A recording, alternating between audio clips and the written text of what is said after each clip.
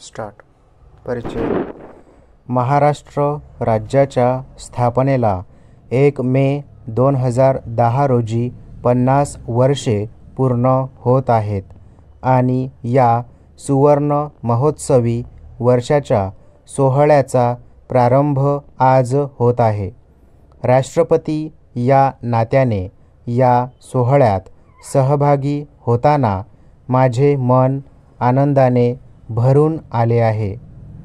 महाराष्ट्र, ज्याला गोविंदाग्रजांनी मंगल देशा पवित्र देशा ची उपमा दिली, अशा या राज्याच्या स्थापनेचा सुवर्ण महोत्सव आज आपण साजरा करीत आहोत.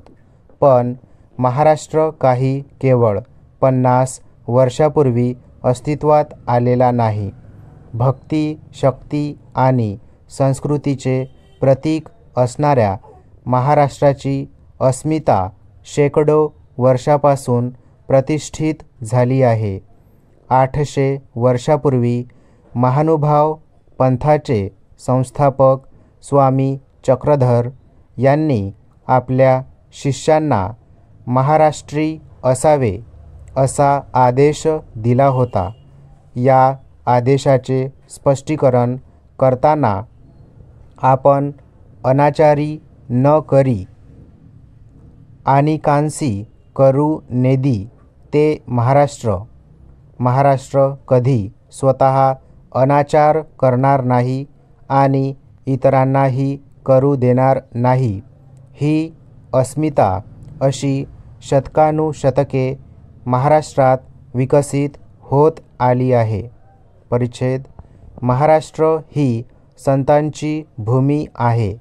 ज्ञानदेवांनी ज्याचा पाया रचला, नामदेवांनी ज्याचा विस्तार केला, एकनाथांनी ज्याला चिरस्थायी बनवले आणि तुकाराम ज्याचा कळस म्हणून शोभले, ते भागवत धर्माचे अथवा वारकरी संप्रदायाचे महामंदिर महाराष्ट्रात गेली अनेक शतके संकटांचे वादळ वारे आणि तडिताघात पचवून भक्कमपणे उभे आहे.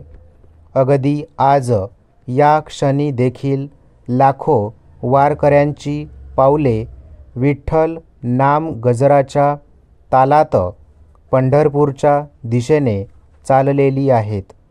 कोणत्याही कर्मठ कर्मकांडांचे अवडंबर न माजवता केवळ उत्कट भक्तिभावाने नामस्मरण करून परमेश्वर प्राप्त करून घेता येतो, ही वारकरी पंथांची श्रद्धा आहे. आणि या श्रद्धेचे शिंपण महाराष्ट्राच्या मानसिकतेवर झालेले आहे. गोरा कुंभार, सावता माडी, परसा भागवत, समर्थ रामदास अशा समाजाच्या विविध घटकातील संतांनी समाजमन संस्कारित केले. खेड्यापाड्यातील लोकांच्या मनी मानसी त्यांची अमृतवाणी रुजलेली आहे आणि त्यातून सामान्य जनाची जीवनधारणा आजही बनलेली आपल्याला दिसते. परिच्छेद. विशेष म्हणजे संतांचे जीवनकार्य हा महाराष्ट्राचा केवळ मध्ययुगीन इतिहास आहे असेही नाही.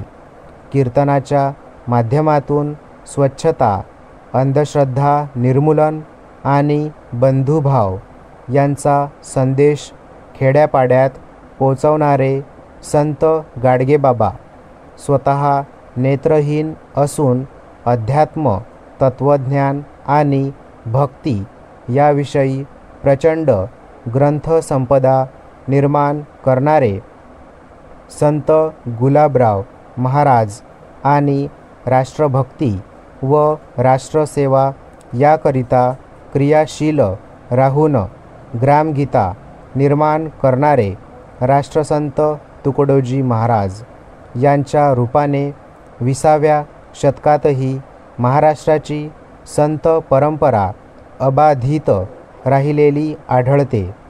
साने गुरुजी, आचार्य विनोबा भावे यांचे जीवन कार्यही एक प्रकारे संताचेच होते. परिच्छेद महाराष्ट्र ही जशी संतांची भूमी आहे तशीच ती शूरांचीही भूमी आहे. पराक्रम हा महाराष्ट्राच्या मनगटाचा सहज भाव आहे.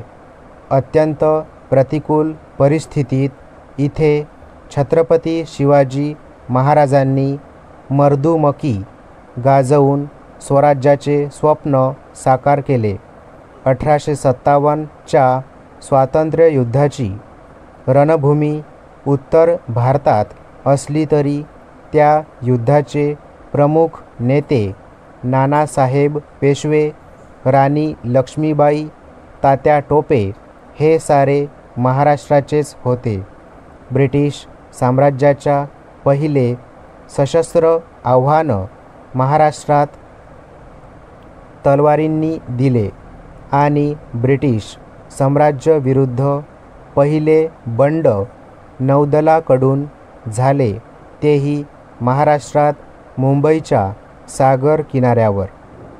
भारताच्या स्वातंत्र्यलढ्यात महाराष्ट्राला महत्त्वाचे स्थान आहे.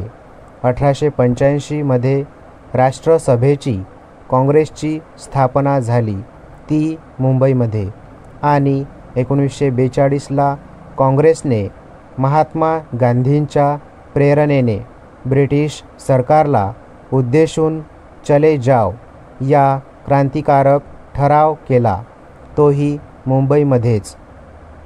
विदर्भातील सेवाग्राम ही अनेक वर्ष महात्माजींची कर्मभूमी होती.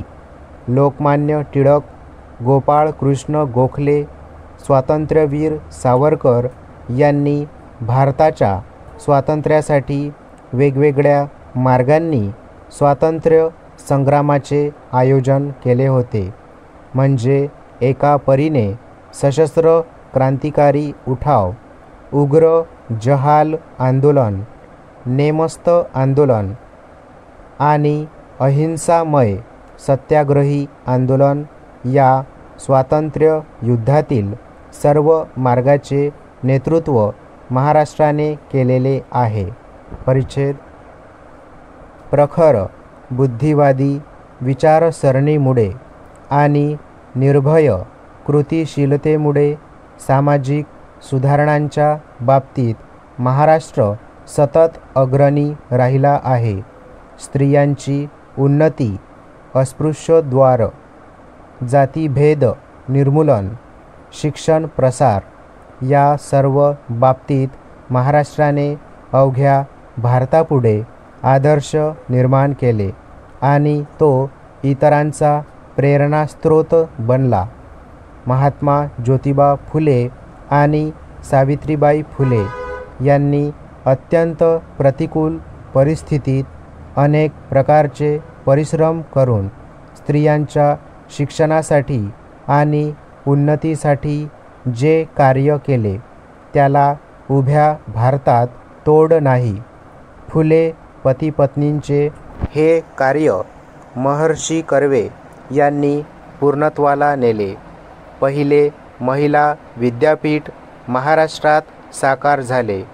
अस्पृश्यतेसारखा समाजाचा दुर्धर रोग नष्ट व्हावा आणि जातीभेदामुळे निर्माण झालेली भ्रामक उच्च नीचता नाहीशी करून समतेच्या पायावर आणि मानवतेच्या तत्वावर समाजाची पुनर्रचना व्हावी याकरिता महात्मा फुले, राजश्री शाहू छत्रपती आणि डॉक्टर बाबासाहेब आंबेडकर यांच्या प्रेरणेने आणि प्रत्यक्ष प्रयत्नांनी महाराष्ट्रात जी प्रचंड वैचारिक उलथापालथ झाली आणि सामाजिक क्रांती घडून आली, ती संपूर्ण भारताला प्रेरक आणि मार्गदर्शक ठरली.